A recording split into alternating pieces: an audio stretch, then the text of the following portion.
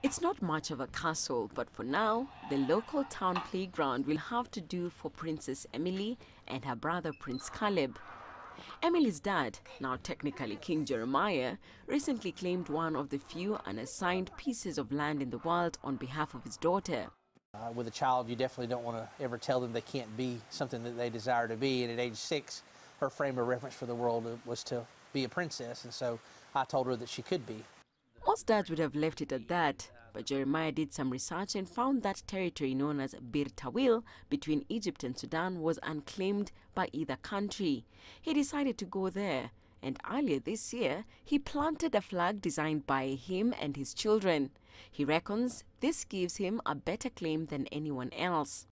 Recently, as the last 5 or 6 years, Russia went to the North Pole area and, using a submarine, planted a flag on the seafloor to represent their territorial claims for energy rights there. So the process of planting a flag is sort of the defined method of doing that. Jeremiah seems deadly serious about his plans for the territory. He's hired an office cubicle in Washington, D.C. to act as an embassy and says he fully expects Egypt and Sudan to be in touch to discuss official recognition just as soon as Ramadan is over. His daughter Emily is no less ambitious. We're going to help kids in Africa that don't have food, and we're going to build a garden as big as our land.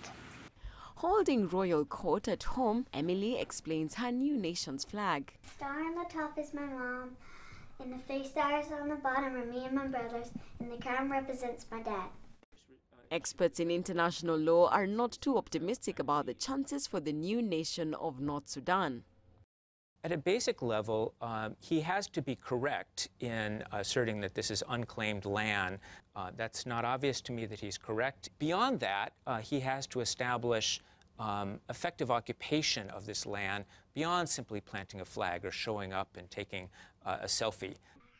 There might at least be some consolation for Emily, though. Well, her claim to be a princess, I think, is unassailable. I think any little girl who declares herself to be a princess is such, and that's, strictly speaking, as a matter of international law. For now, then, it looks likely Emily will remain a princess in exile. But at least that will give her more time to work on her royal wave. Susan Mongeli, CCTV.